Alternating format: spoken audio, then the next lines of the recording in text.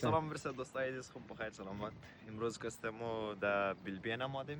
امروز یک هم تگاه سولک انجام دادیم اینجا دیگه. جای توان خالی یک گریل میریل کردیم. یک خیلی خوش گذشتم. برای سجاد اسنا و یک چند تا دوستا و رفقای دیگه هم بودن دیگه.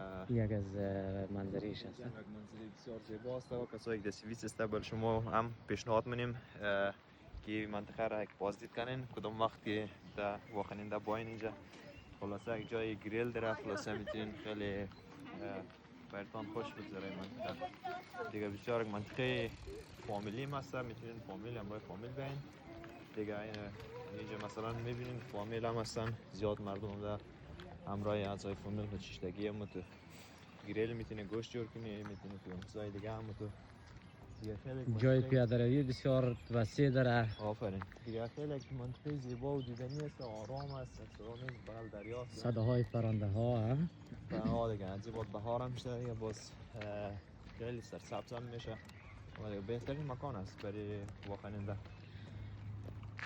بله. و در قسمت ما جزیره که رفته بودیم چرخان، جزیره که رفتیم هم در این منطقه نه؟ آره تقریبا اون در این منطقه است، ولی ما در گوشه دیگه ایش آمدیم دیگه. او هم واقعا یک جای دیدنی است و پیاده روی خیلی زیاد وقت میگیره تا اون موقع تا آخرش برسیم دیگه.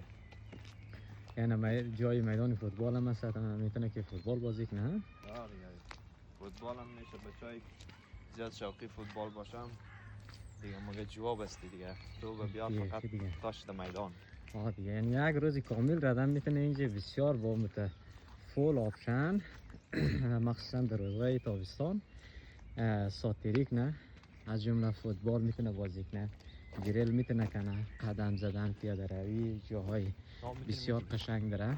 این تبر از اینجا میشه اینجا میشه مطمئنه این تمرین دیگه. قسمت آبازی، برای آبازی هم بسیار خیلی جای انتیک و جای خوبیه دیگه. و شهرش کسا کدام بخوای داخل شهرش قدم بزنه، بسیار یک جای عالیه برای قدم زدن. آره دیگه. امروز موتر که بیایی پارک پلاتس هم اینجا دسترس است. پارک پلاتس داره. آره ساعتانه میتونی چی کنی پرداخت کنی. بعد در قسمت چیزش که بسیار جالب باشه، نزدیکی در بین فریبورگ و برنه منطقه، البته علی هم که